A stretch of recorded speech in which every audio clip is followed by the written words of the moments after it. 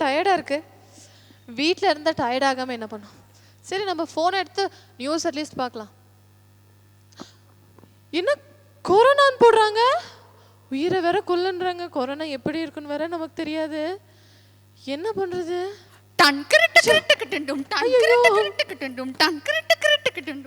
ஐயோ, இப்ப வேற ஒளிஞ்சிட்டோம். அப்புறம் நெக்ஸ்ட் என்ன பண்ண போறோமோ? ஆஹா, ஒருத்த சிக்கிட்டா. இங்க எதுவும் ஓடி போயிடலாமா? ஊரு ஓடி ஓடி. யார் நீ? நல்லா இருக்கியா? யார் நீ? எனக்கு உன்னை பத்தி தெரியும். தெரியுமா? எனக்கு ரொம்ப பயமா இருக்கு. நான் உன்னை ஒரு இடத்துக்கு கூட்டிட்டு போறவா? நம்பலாமா உன்னைய? நம்பலாம். டாக்டர். எஸ், உள்ள வாங்க. வணக்கம் டாக்டர். உட்காருங்க. உங்களுக்கு என்ன பிரச்சனை? அது எனக்கு என்ன பிரச்சனை? கோல்டா? இல்ல டாக்டர். ஃபீவரா? இல்ல டாக்டர். ஸ்டமக் பெயினா? இல்ல டாக்டர், நான் சொல்றேன். என்னன்னா சொல்லுங்க. நான் சொல்றது கொஞ்சம் கேளுங்களே. உட்காருங்க. எனக்கு வந்து இந்த கொரோனா இருக்குதுல. கொரோனாவா நர்ஸ்? இல்ல உட்காருங்க. கொரோனா, எனக்கு கொரோனா ரொம்ப பயமா இருக்கு டாக்டர். எனக்கு கொரோனாவே வரக்கூடாது. அந்த மாதிரி ஏதாவது சொல்லுங்களேன்.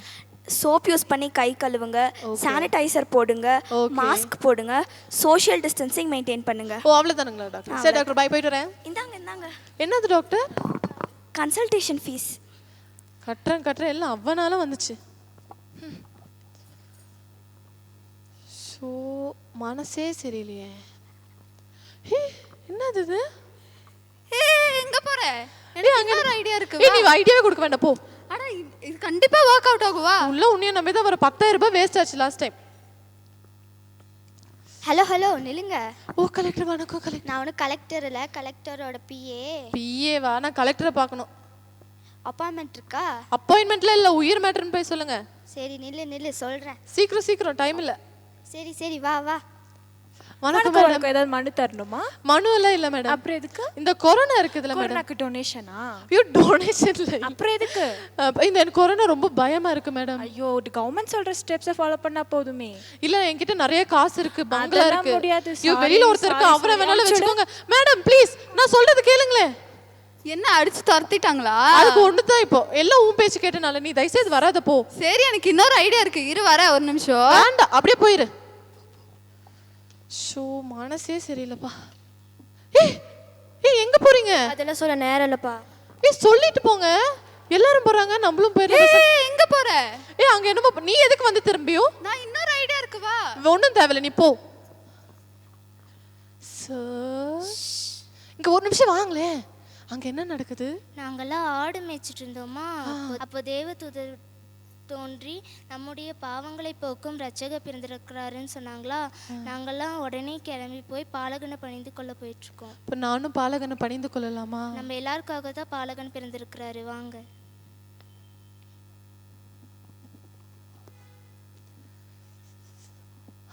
என்ன ஒரு ஃபீல் இது.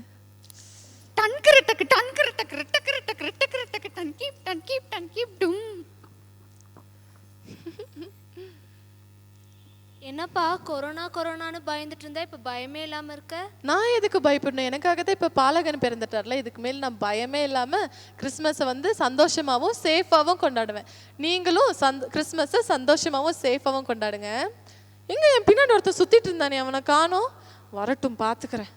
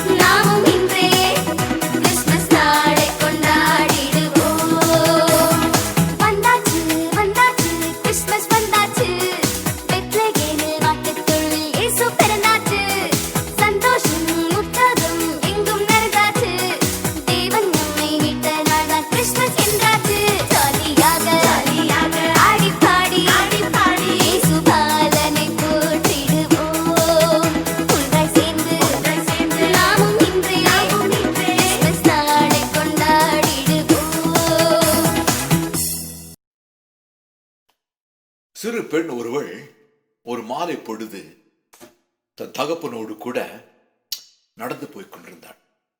அப்பாவுக்கு எப்பெல்லாம் டைம் இருக்குமோ அப்பெல்லாம் அந்த சின்ன பிள்ளையோடு கூட அவர் பேசிக்கொண்டே போவது வழக்கம்.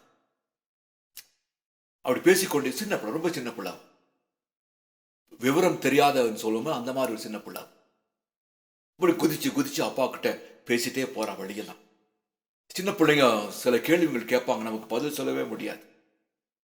பதில் தெரியாவிட்டால் அப்படியே அப்பா அம்மா ஜமாளிப்பாங்க. அந்த பிள்ளைகள் கேட்கிற கேள்வியான அர்த்தமுள்ள கேள்விகளா இருக்கும். சில கேள்விகள் கேள்விகளா இது என்பது போல கூட தான் இருக்கும். அந்த பிள்ளைகளுக்கு தெரிந்து கொள்ள வேண்டும் என்கிற ஆசை. இந்த பிள்ளை கேள்வி கேட்க அவங்க அப்பா பதில் சொல்ல அப்படியே குதிச்சு குதிச்சு அப்பாவுடைய கையை பிடிச்சு அப்படியே நடந்து போறாங்க. மாலை பொழுது மறைந்து இருள் சூழ ஆரம்பிச்சிச்சு. சில சமயத்தில் நேரம் போகிறதே தெரியாது பிள்ளைங்க கூட இருந்தோம்னா. அப்போ சொல்றார், பாப்பா திரும்பி போகலாம், இருட்டாயிடுச்சுன்னு. ரைட்பா அப்படின்னு சொல்லி 2 பேரும் மறுபடியும் வீடு நோக்கி வர்றாங்க. வரும்போது கேள்விகள் ஓயவே கிடையாது. அதே கேள்வி தான் அப்பா கிட்ட. கேள்வி கேட்ட வந்த பொண்ணு திடீர்னு வானத்துல பார்க்கறான். வானத்துல பார்த்து நின்றுடுறான். ஏனென்றால் அது நல்ல நீலவானம்.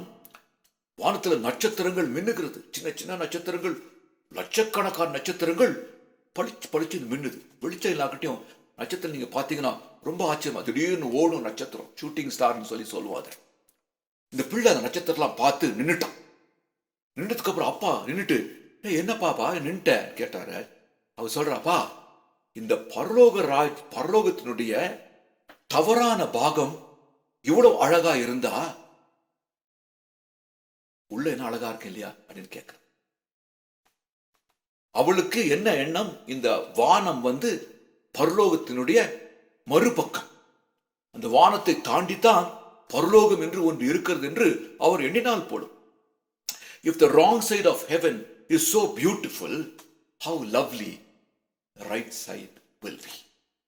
பரலோக ராஜ்யத்தினுடைய மறுபக்கம் வெளிப்புறம் இவ்வளோ அழகா இருந்தா உள்ளுக்குள்ள எவ்வளவு அழகா இருக்கேன்லப்பா அப்படின்னு கேட்டாங்க.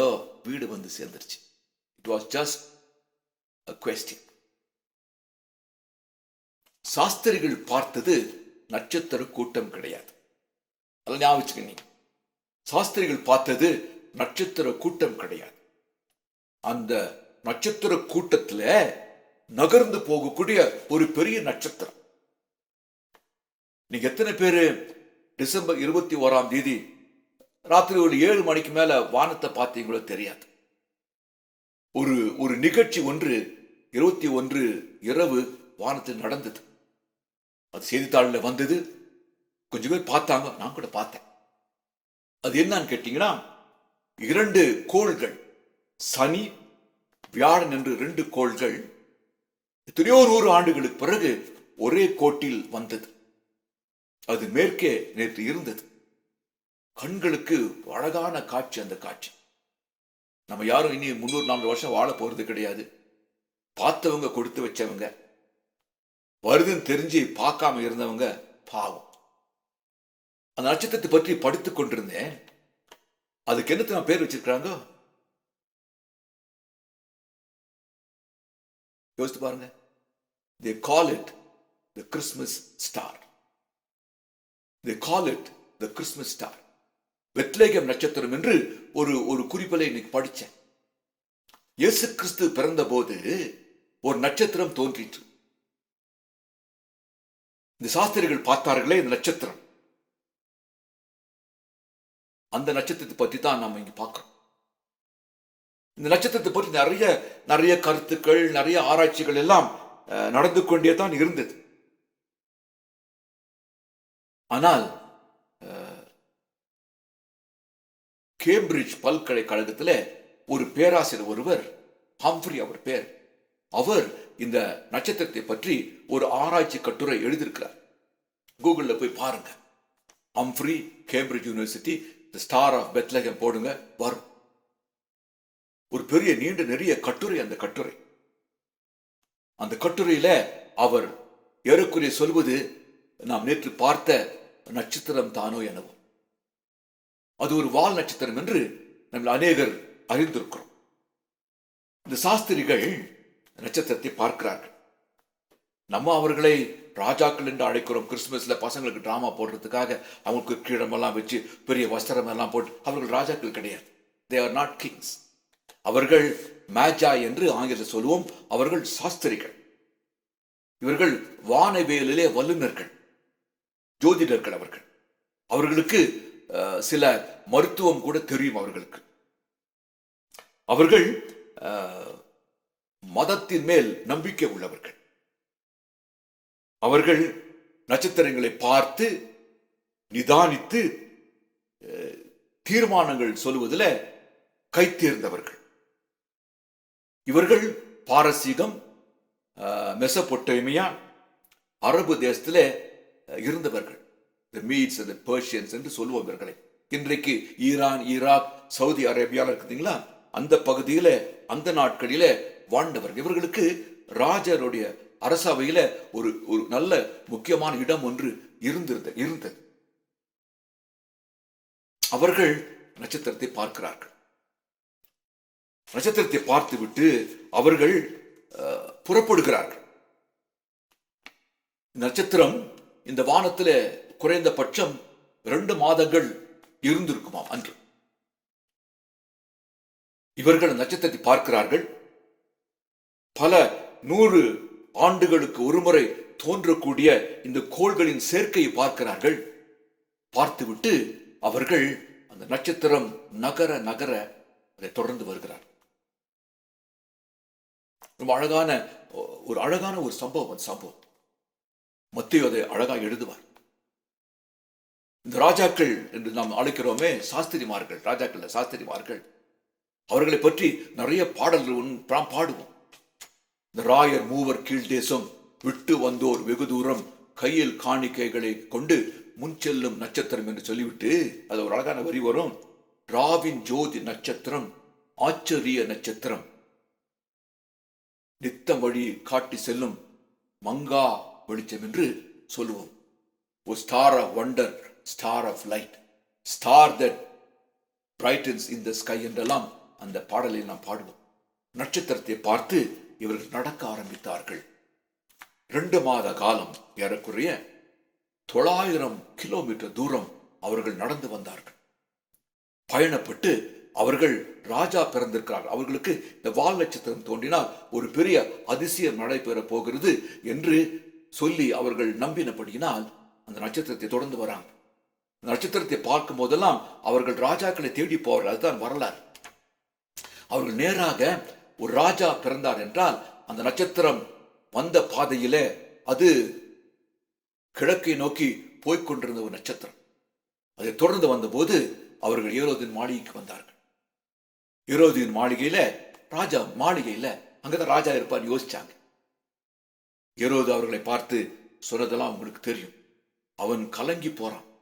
ஒரு ராஜாவா, இன்னொரு ராஜாவா, என்னை தேடியா என்று அவர் யோசித்து கேள்வி கேட்டு சொல்றான். நீங்க போய் பாருங்க, பார்த்துட்டு திரும்பி வரும்போது என்னை பார்த்துட்டு போங்கன்னு சொல்றான். அதற்கு முன்பு அவர்கள் அறிந்து கொள்கிறார்கள் ராஜா அங்கே இல்லை. நட்சத்திரத்தை பார்க்கிறார்கள். பெத்லகேம் நோக்கி அவர்கள் நகருகிறார்கள். நட்சத்திரம் பெத்லகேம் நோக்கி போகிறது. இவர்கள் பின்தொடர்ந்து போகிறார்கள். அது தெற்கே இருக்கிறது. பெத்லகேம் தெற்கே இருக்கிறது. வந்து அந்த நட்சத்திரம் ஒரு இடத்துல நிற்கிறது. இந்த மாட்டு தொழுவத்தில் நட்சத்திரம் நிற்கிறது. நட்சத்திரத்தை பார்த்தவர்கள் அந்த தொழுவத்துக்குள் போகிறார்கள். போய் அந்த குழந்தையை பார்க்கிறார்கள். இது நமக்கெல்லாம் தெரிஞ்ச விஷயம். குழந்தையை பார்க்கிறார்கள். அந்த குழந்தைக்கு தாங்கள் கொண்டு வந்த வெகுமதிகளை இவர்கள் தருகிறார்கள். தந்துவிட்டு சாஷ்டாங்கமாய் விழுந்து வணங்கி வெகுமதி கொடுத்து விட்டு அவர்கள் வேறு வழியாக புறப்பட்டு போய்விடுகிறார்கள். அதோடு கூட அவர்களை பற்றி நாம் ஒன்றும் கேள்விப்பட்டது கிடையாது. ஆனால் அவர்கள் காண வந்த இந்த குழந்தையை பற்றி நாம் நிறைய படிக்கிறோம். ஏரோது பிள்ளைகளை கொல்ல ஆரம்பிக்கிறான். 2 வயதுக்குட்பட்டவர்களை. மரியாளும் யோசேப்பும் இந்த குழந்தையை தூக்கி கொண்டு எகிப்துக்கு போய்விடுகிறார்கள். அதற்கப்புறம் நாம் அவரை மறுபடியுமாக 12 வயது இருக்கும் போது பார்க்கிறோம். தேவாலயத்தில் வியாக்கியானம் செய்து கொண்டிருக்கிறார். அதற்கு பிறகு ஞானஸ்தானம் யோர்தானிலே யோவானால் பெற்றுக்கொண்டு 3 ஆண்டுகள் அவர் நம்மை போல சுற்றித் திரிகிறார். நட்சத்திரத்தை பின்தொடர்ந்தவர்கள் ஒரு பாலகனை பார்த்தார்கள். நமக்கு ஒரு பாலகன் பிறந்தார், நமக்கு ஒரு குமாரன் கொடுக்கப்பட்டார் என்று எல்லாம் சொல்லிவிட்டு அதோடு கூட ஒரு கொண்டாட்டம் முற்று பெற்று விடுகிறது.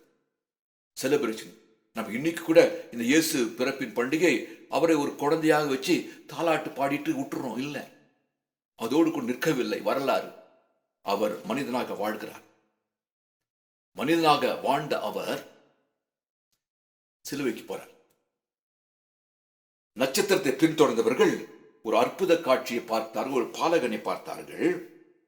அந்த பாலகன் வளர்ந்து 3 ஆண்டுகள் ஊழியத்திற்கு பிறகு அவர் ஓர் நாளிலே சிலுவையிலே அறையப்படுகிறார்.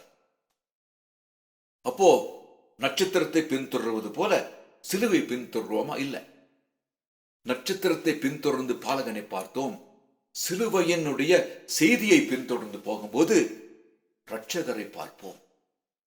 பாலகனை பார்ப்பதற்கும் இரட்சகரை பார்ப்பதற்கும் பெருத்த வித்தியாசம் உண்டு. இந்த சிலுவை என்ன சார் கிறிஸ்துமஸ் டைம்ல போய் சிலுவைன்னு சொல்றீங்களே? இல்ல, சிலுவையினுடைய செய்தி ரொம்ப முக்கியம். அப்போதான் இந்த பாலகனுடைய சரித்திரம் நிறைவு பெறும். சிலுவை நமக்கு 3 செய்திகளை சொல்லுகிறது. சிலுவையில் தான் தேவனுடைய மகிமை வெளிப்பட்டது. ஆமா, யோவான் சுவிசேஷம் இந்த கிறிஸ்துமஸ் காலத்துல நான் வாசிக்கிற ஒரு அழகான சுவிசேஷம். 1 அதிகாரம். ஆதியிலே வார்த்தை இருந்தது சொல்லி வாசிக்கிறோமே, அதுல ஒரு 14ஆம் வசனம் ரொம்ப அழகான ஒரு வசனம்.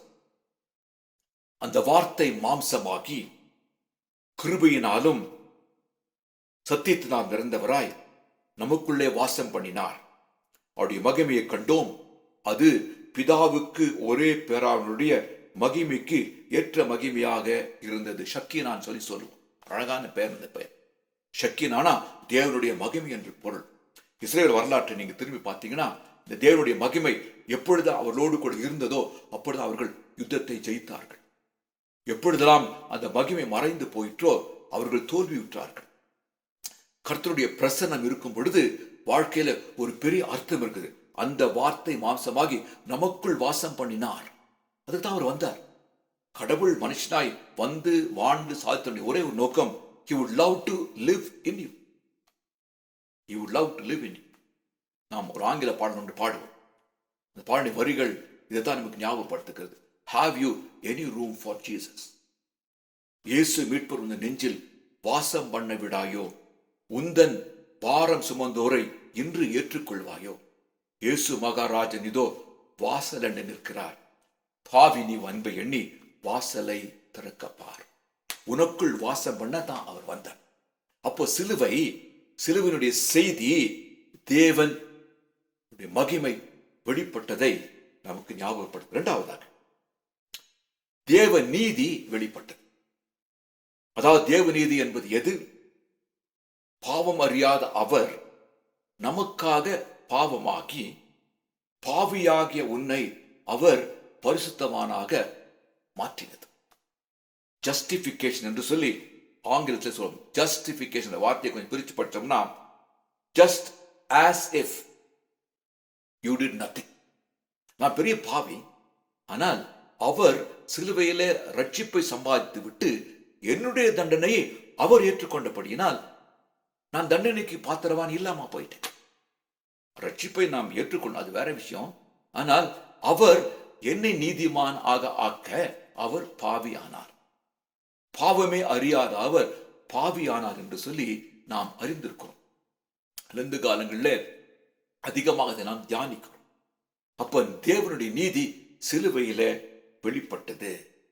நான் தண்டனைக்கு பாத்திரவான், ஆனால் அவர் தண்டனை ஏற்றுக்கொண்டு என்னை தண்டனைக்கு பாத்திரவான் நீ இல்லைன்னு சொல்லி அவர் செய்தார். சிலுவையில் தேவனுடைய நீதி வெளிப்பட்டது. 3வதாக சிலுவையிலே தேவனுடைய அன்பு வெளிப்பட்டது. தேவனுடைய அன்பு சிலுவையிலே வெளிப்பட்டது. அவர் நான் பாவியா இருக்கையில் அவர் என்னை நேசித்தார் என்பதற்கு சிலுவை ஒன்று தான் சாட்சி. நான் பாவியா இருக்கையில் கிறிஸ்து எனக்காக மரித்தது அன்பு வெளிப்பட்டது.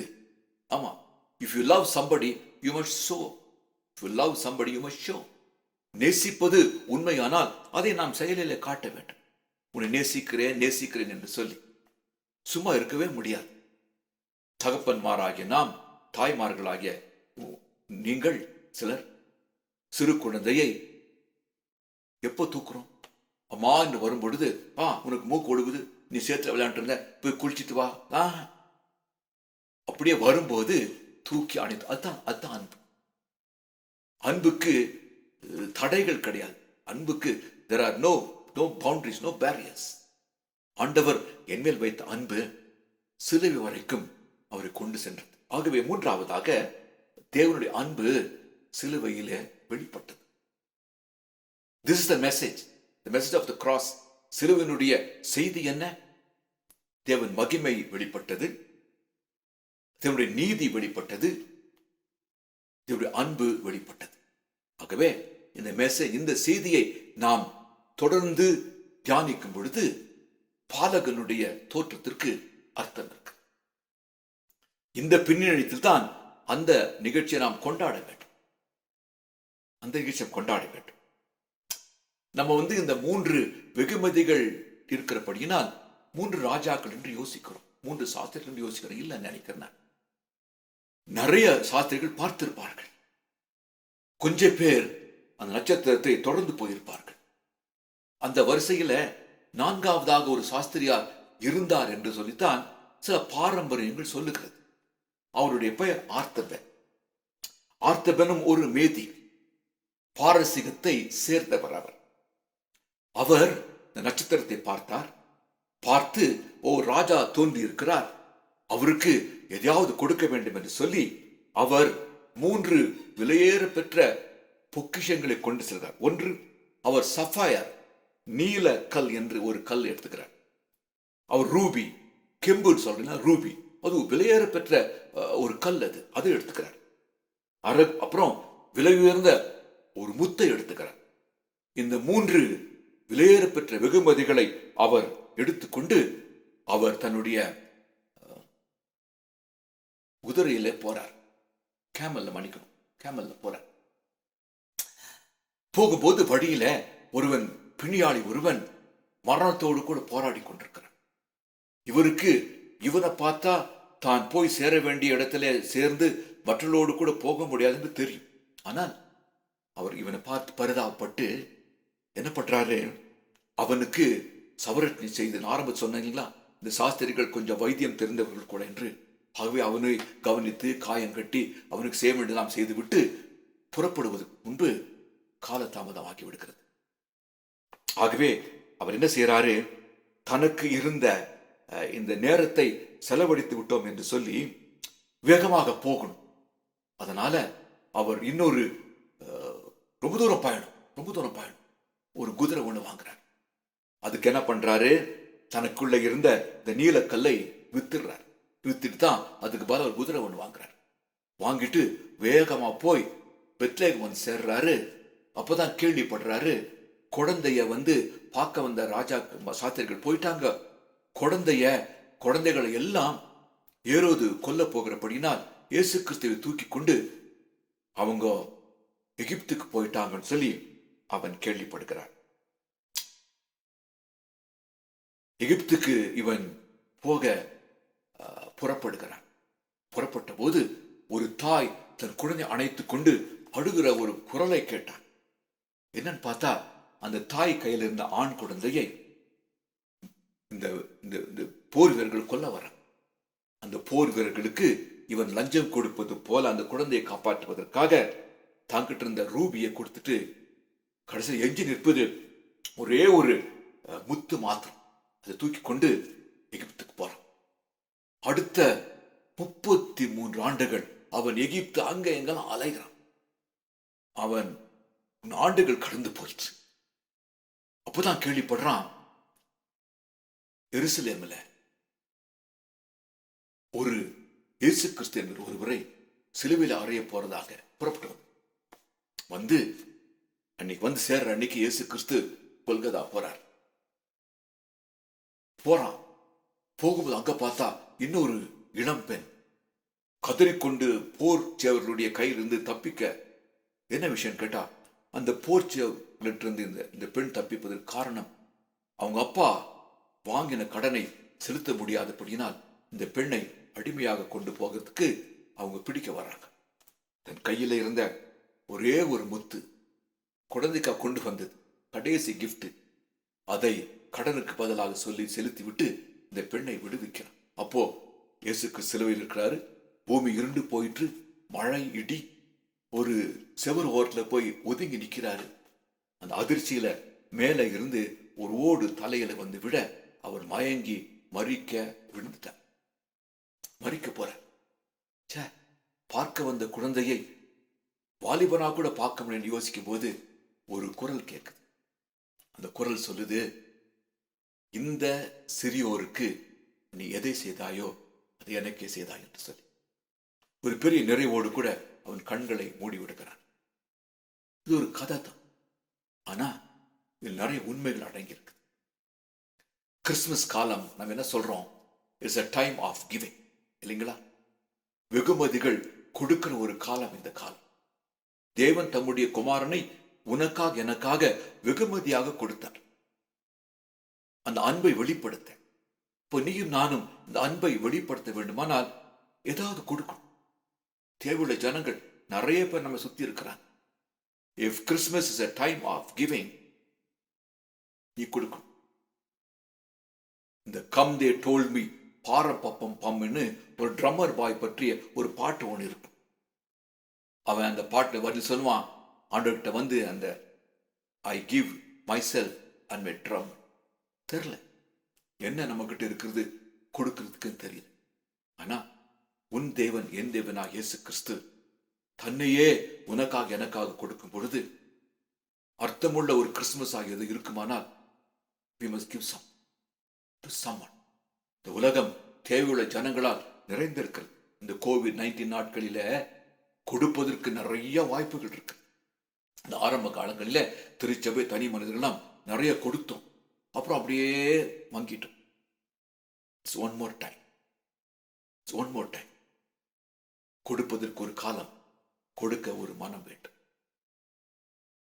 அர்த்தமுள்ள கிறிஸ்துமஸாக இது அநேகருக்கு மாற வேண்டுமானால் you can do your part, I will do my part. முன்னால் எனது நீ செய், என்னால் நான் செய். கர்த்தர் மகிமைப்படுவார். May God bless all of you. நம் எல்லாரையும் தேவன் இந்த சந்தோஷமான நாட்களிலே ஆசீர்வதிக்கட்டும். வழக்கமாக இருக்கிற கொண்டாட்டங்களுக்கு இடம் கிடையாது. வழக்கமாக இருக்கிற ஆர்ப்பரிப்புகளுக்கு ஆர்ப்பாட்டங்களுக்கான இடம் கிடையாது. This will be a very quiet Christmas for all of us. ஆனால் அது நம்முடைய சந்தோஷத்திற்கு தடையாய் மட்டும் இருக்க முடியாது. ஏனால் உனக்குள் எனக்குள் வாசம் பண்ணுகிற ஆண்டவர் நம்மை மகிழ்விக்கிற தேவன். என்னுடைய சமாதானத்தை உனக்கு கொடுக்கிறேன், உலகம் கொடுக்க இல்லை என்று சொன்ன கடவுள் இந்த சந்தோஷமான நாட்களில நம்மை நிறைவுக்குள் வழிநடத்தட்டும். அன்பும் இரக்கமுள்ள நல்ல தேவனே, ஆண்டுதோறும் நாங்கள் சொல்லுகிற வார்த்தை wish you a merry Christmas and a happy new year. அப்படித்தான் ஆண்டவரே 2019 டிசம்பர் மாதம் சொன்னோம், ஹோப்பிங் 2020 சந்தோஷமான ஆண்டா இருக்கும் என்று. அது இல்லை என்று எங்களுக்கு தெரியும். ஆனால் எங்கள் சந்தோஷம் இந்த உலகத்தில் உள்ளதை பொறுத்து அல்ல என்று நாங்கள் அறிந்து கொள்கிற அறிவைத்தார். எங்களுக்குள் வாசம் பண்ணுகிற நீர் எங்களை மகிழ்விக்கிற தேவனாக இருக்கிறீர். அந்த விசுவாசத்திற்குள் நீர் என்னையும் எங்களை வழிநடத்தும். குமாரன் மூலம் ஜெபங்கள் நல்ல பிதாவே, ஆமென்.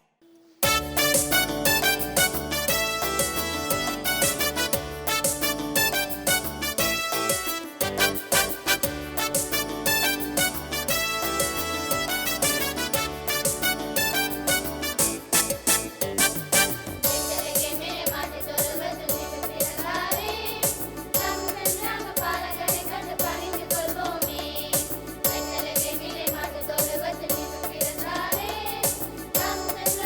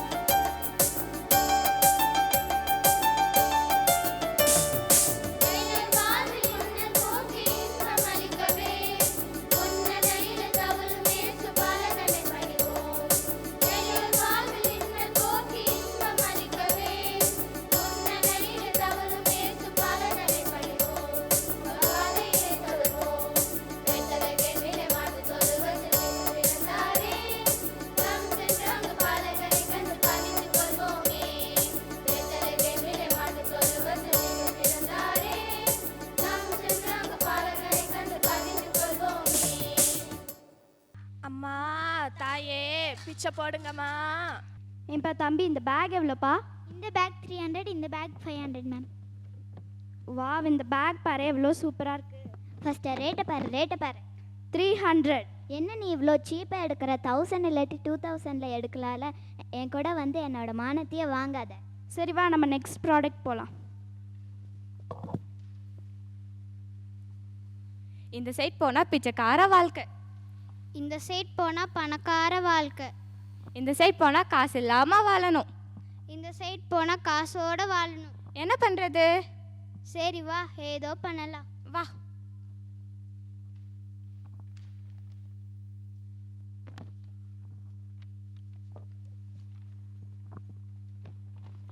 அம்மா தாயே பிச்சை போடுங்கம்மா. சும்மா எத்தனை வாட்டி இதே டைலாக்க சொல்லுவேன், வேற ஏதாவது புதுசாக ட்ரை பண்ணலாமே. ஆமாம்ல. Mummy daddy please help me. என்ன நீ வேறு ப்ராடக்ட் வாங்கி தரேன்ட்டு என்னை கூட்டிகிட்டே போயிட்டு இருக்க? நில்லு, நான் தேடுற ப்ராடக்ட் இன்னும் எனக்கு கிடைக்கல. என்ன அப்படி தேடுவா? கிடைச்சிருச்சு. என்னடி அது பெருசா? லிப்ஸ்டிக். நல்லா திருத்தவே முடியாது. சரி ரேட்டை பாரு.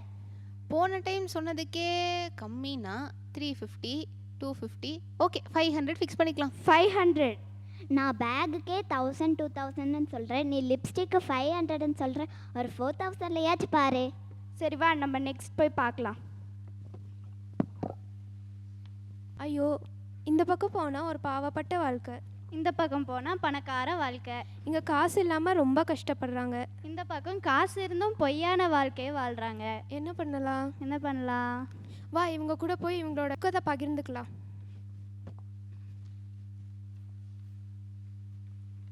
ஏன்பா தம்பி, நாங்கள் இங்கே உட்காரலாமா? நீங்கள் அழகாக இந்த சேரீயை கட்டிட்டு அழகாக இருக்கீங்க. நீங்கள் இந்த போய் அழுக்கில் உட்காரலாமா? நீங்கள் எப்படி இந்த அழுக்குலலாம் உட்காருறீங்க? நாங்கள் படுக்கிறதே இங்கே தான், நீங்கள் வேற உட்காரத பற்றி பேசுகிறீங்களா? சரி வாங்க உட்காருங்க. ஏன்பா தம்பி, நீ எப்படிப்பா பிச்சைக்காரன்? நான் அது எப்படிப்பா என் வாயால் நான் சொல்லுவேன்? பரவாயில்ல சொல்லுங்க. எனக்கு 10 பிள்ளைங்க. பாரா வேணுமா யோசிச்சுட்டு இருக்கா. பா நம்மளோட கஷ்டம் எல்லாம் இவங்களுக்கு கதையாக போச்சு. அப்படியெல்லாம் இல்லைங்க, நீங்கள் எப்படி இங்கே வந்திருப்பீங்கன்னு நான் யோசித்தேன். அப்படியா? எனக்கு கடவுள் புண்ணியத்தில் 10 பிள்ளைங்க. ஆனால் ஒருத்தர் கூட என்னை வச்சு பார்க்கவே கிடையாது. எனக்கு எத்தனை பொட்டை பிள்ளைங்க, எத்தனை ஆம்பளை பிள்ளைங்க? இந்த கணக்கெல்லாம் இப்போ தேவையா? எனக்கு கடவுள் புண்ணியத்தில் 10 பிள்ளைங்க, ஆனால் ஒருத்தர் கூட என்னை வச்சு பார்க்க கிடையாது. எனக்கு ஏதோ வியாதி வந்துச்சுன்னு சொல்லிட்டு என்னை வீட்டை விட்டு துரத்தி விட்டாங்க. வேறு வழியே இல்லாமல் வந்து பிச்சை எடுத்துட்டு இருக்கேன். சரி நீங்கள் எப்படி இங்கே வந்தீங்க? எனக்கு அம்மா அப்பா இல்லை, சரியா படிக்கல, கை கால் நல்லா இருந்தும் வேலைக்கெல்லாம். அதனால தான் இவர் இங்கே வந்தாரா, இவருக்கு பாடி கார்டாக வந்து இங்கே ஒரு ஜோடி கார்டாக உட்காந்துட்டங்க. ஐயோ, ஒரு வேலை வாங்கி கொடுத்தா நீங்கள் செய்வீங்களா? ஐயோ இதே பெரிய வேலை. இங்கே பாரு 2 பேர் சோக்கானவங்க உட்காந்துட்டு இருக்காங்க. இங்கே பாரு 2 பேர் அழுக்கானவங்களும் உட்காந்துருக்காங்க. இவங்க 2 பேர் என்ன பண்ணுறாங்கன்னு வா போய் கேட்கலாம். இங்கே நீங்கள் 2 பேர் என்ன பண்ணிட்டு இருக்கீங்க? இங்கே நாங்கள் நமக்காக பிறந்த ஏசுபாலனை பற்றி சொல்ல வந்தோங்க. இந்த அழுக்கான இடத்துலையா? It's so disgusting. அப்படியெல்லாம் சொல்லக்கூடாது. நம்ம ஏசுபாலன் அழுக்கான மாட்டுக்கோட்டையில் தாங்க பிறந்தாங்க. ஓ அப்படியா? நாங்களும் உங்கள் இயேசு கிறிஸ்துவை பணிந்து கொள்ளலாமா? இதுக்கு ஏதாவது ஸ்டேட்டஸ் எல்லாம் இருக்கா? அப்படி ஸ்டேட்டஸ் எல்லாம் ஒன்றும் இல்லைங்க. நீங்கள் வந்து ஏசுபாலகனை வந்து பணிஞ்சு கொள்ளலாம். என்னப்பா உட்காந்துட்ட? நாங்கள் படுறதுக்கு முன்னாடியும் யோசிக்கிறது இல்லை, பண்ணுறதுக்கு அப்புறமும் யோசிக்கிறது இல்லை. உட்காரு. நீங்களும் இயேசு கிறிஸ்துவை இப்போ பணிந்து கொள்ளலாமா? பணிந்து கொள்ளலாம் வாங்க. நான் அப்போ சொன்னதாங்க, நம்ம ஏசுபாலகன் மாட்டுக்கோட்டையில் பிறந்த அந்த நல்ல செய்தியை சொல்கிறது தாங்க நாங்கள் இங்கே வந்தோம். தான் மத்தேயு 2:11 நிறுத்து. நீ சொன்னீங்கன்னா ரொம்ப லாங்காக போவேன். நீ சொல்லுப்பா. அவர்கள் அந்த வீட்டிற்குள் பிரவேசித்து பிள்ளையையும் அதன் தாயாகிய மரியாளையும் கண்டு சாஷ்டாங்கமாய் விழுந்து அவரை பணிந்து கொண்டு தங்கள் பொக்கிஷங்களை திறந்து பொன்னையும் தூப வர்க்கத்தையும் வெள்ளை போலத்தையும் அவர்களுக்கு காணிக்கையாக தந்தார்கள்னு சொல்லியிருக்காங்க. இப்போ வாங்க இயேசு கிறிஸ்துவை பணிந்து கொள்ளலாம். Merry Christmas.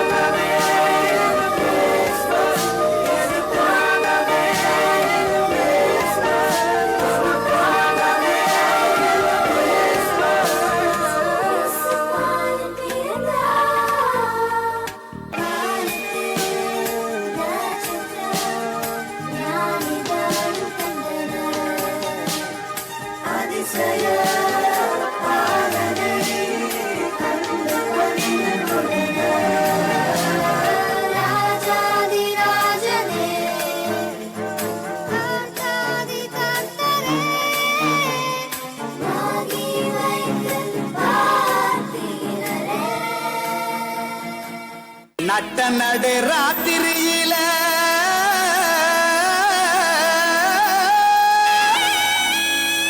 மொட்டு போல பூத்தாரே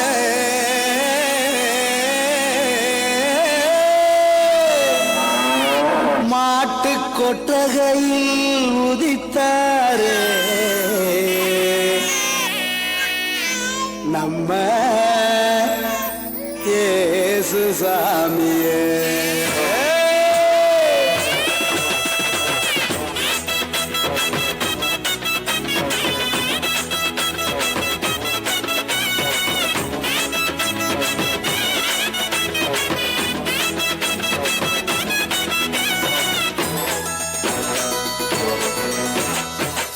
நடு ராத்திரியில் கொட்டும் பனி சாரலில மொட்டு போல பூத்தாரே இயேசு சாமி. மாட்டு கொட்டகையில் உதித்தாரே இயேசு சாமி. நடு ராத்திரியில் கொட்டும் பனி சாரலில மொட்டு போல பூத்தாரே இயேசு சாமி. மாட்டு கொட்டகையில் உதித்தாரே இயேசு சாமி. மெட்டு கட்டி பாடுவோம் கை தட்டி ஆடுவோம். மெட்டு கட்டி பாடுவோம் கை தட்டி ஆடுவோம். கஷ்டமெல்லாம் போக்கிடுவார் இயேசு சாமி. நம்ம இஷ்டம் போல வாழ வைப்பார் ஒன்று கூடி. கஷ்டமெல்லாம் போக்கிடுவார் இயேசு சாமி. நம்ம இஷ்டம் போல வாழ வைப்பார் ஒன்று கூடி.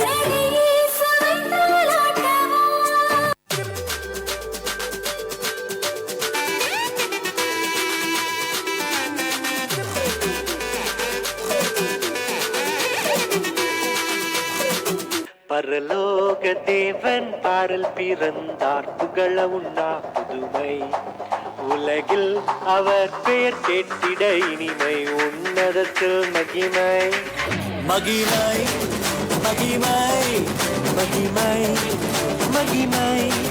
பிறந்தார் பிறந்தார் பிறந்தார் பிறந்தார்.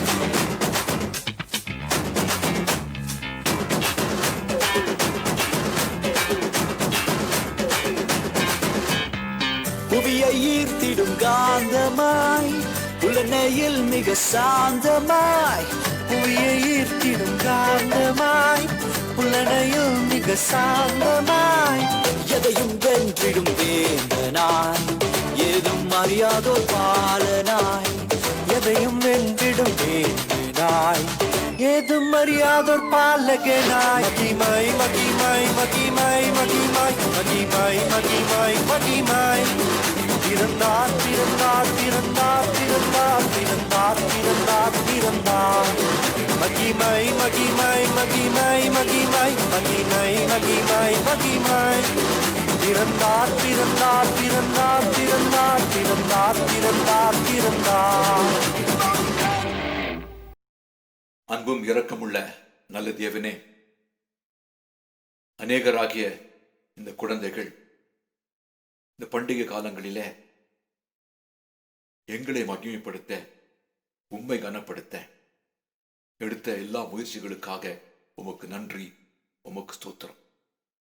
ஒரு அமைதலான கிறிஸ்துமஸாக இது இருந்துவிடக்கூடாது என்பதற்காக கர்த்தருடைய திட்டத்தில் இந்த பிள்ளைகள் எல்லாருக்கும் இடம் இருந்ததற்காக உமக்கு நன்றி. அதற்காக முயற்சித்தவர்கள், உழைத்தவர்கள் எல்லாருக்காகவும் ஸ்தோத்திரம். ஆண்டவரே, பாலகர் வாயிலாக நீர் மகிமைப்பட்டீர், அதற்காக உமக்கு நன்றி தகப்பனே. அதை பார்த்து மகிழ்ந்த எங்களுக்கு ஏதோ ஒன்று மறந்து போனது கண்டிப்பாக ஞாபகத்துக்கு வந்திருக்கும். நீர் எதை செய்தாலும் அதை ஒரு நோக்கம் இல்லாமல் செய்வது கிடையாது, including what we saw through these children. அது வீண் கிடையாது, அது பொழுதுபோக்கு அம்சம் கிடையாது. கர்த்தர் எங்களை சந்திக்க வேண்டும், எங்களோடு கூட பேச வேண்டும் என்று நீர் செய்ய இந்த பிள்ளைகள் இடம் கொடுத்தனுடைய பலன் அது. இந்த மகிழ்ச்சிக்காக நமக்கு நாம் நன்றி சொல்கிறோம். ஒவ்வொரு பிள்ளைக்கும் ஒரு பெரிய மன நிறைவு இருக்கட்டும். நான் என் பங்கை செய்தேன், அநேகருக்கு மகிழ்ச்சியாக இருக்க என்று சொல்லி அதற்குரிய பிரதிபலன்களை கர்த்தர் அவர்களுக்கு தருவீர் நாங்கள் நம்புகிறோம். அந்த பெரிய விசுவாசத்தோடு கூட உமக்கே எல்லா கனத்தையும் எல்லா மகிமையும் செலுத்துகிறோம் நல்ல ஆண்டவரே. ஆமேன். இப்போதும் தேவனுடைய இரக்கமுள்ள கிருபைக்கும் பராமரிப்புக்கும் உங்களை ஒப்புக் கொடுக்கிறோம். கர்த்தர் உங்களை ஆசீர்வதித்து காக்க கடவர். அவர் தம்முடைய முகத்தை பிரகாசிக்க பண்ணி உங்கள் மேல் கிருபையா இருக்க கடவர். அவர் தம்முடைய முகத்தை உங்கள் மேல் பிரசன்னமாக்கி இப்போதும் எப்போதும் உங்களுக்கு சமாதானம் கட்டளையிட கடவர். ஆமேன்.